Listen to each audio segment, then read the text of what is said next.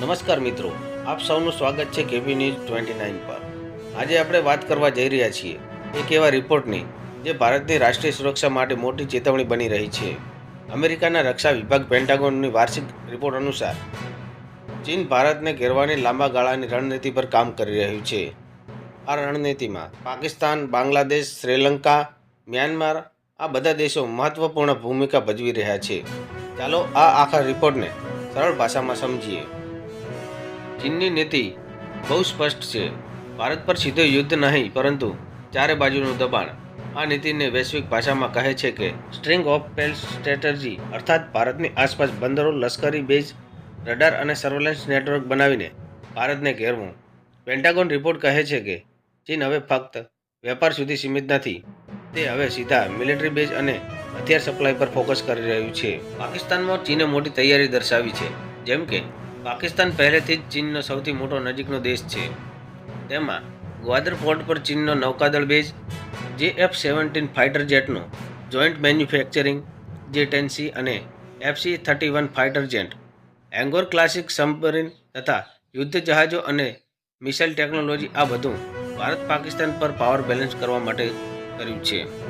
બાંગ્લાદેશમાં ચીને પગપેસરો કર્યો છે। બાંગ્લાદેશ સાથે ચીનના સંબંધો વધુ ઝડપથી મજબૂત થઈ રહ્યા છે। ચીન દ્વારા સપ્લાય કરેલા J-10C ફાઇટર જેટ તથા VT-5 ફાઇટર ટેન્ક અને મિગ ક્લાસ સબમરીન યુદ્ધ જહાજોમાં રસ લે છે। બંગાળાની ખાડીમાં ચીનની હાજરીએ ભારત માટે નવી ગંભીર ચિંતા છે। જો અહીં લશ્કરી બેઝ બને તો ભારતની પૂર્વ નૌકાદળ ગતિ પર નજર રાખી શકે છે।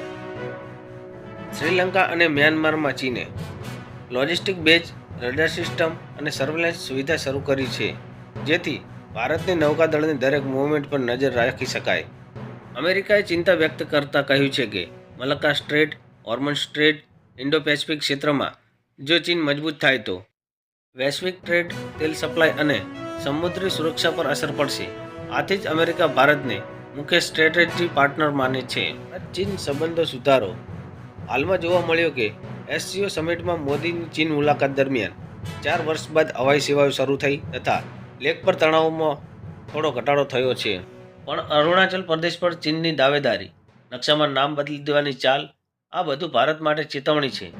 શાંતિ સાથે સાચવેતી રહેવું જરૂરી છે। ભારત માટે સ્પષ્ટ સંદેશ છે, સૈન્ય રીતે સંપૂર્ણ તૈયાર રહેવું, QAD દેશો સાથે મજબૂત સહયોગ અને આત્મનિર્ભર ડિફેન્સ રાખવો, નૌકાદળ અને એરફોર્સ મજબૂત બનાવી। ભારત શાંતિ ઈચ્છે છે પરંતુ સુરક્ષા સાથે કોઈ સમજૂતી નહીં। મિત્રો, પેન્ટાગનનો આ રિપોર્ટ ભારત માટે એલર્ટ છે। હવે પ્રશ્ન એ છે કે ચીનની આ રણનીતિ શું સફળ થશે કે ભારત પહેલેથી જ તૈયાર છે? તમારું મત કોમેન્ટમાં જરૂરથી લખજો। જય હિન્દ। દર્શક મિત્રો, આ વિડીયો સંપૂર્ણપણે સમાચાર રિપોર્ટ, જાહેર માહિતી અને વિશ્લેષણ પર આધારિત છે। કોઈ દેશ કે વ્યક્તિ અથવા સંસ્થાને બદનામ કરવાનો કોઈ ઉદ્દેશ નથી। વિડીયોમાં વ્યક્ત કરેલ મત માહિતી અને રિસર્ચ પર આધારિત છે। કૃપા કરીને દર્શકો પોતાની સમજદારીથી માહિતી ગ્રહણ કરો।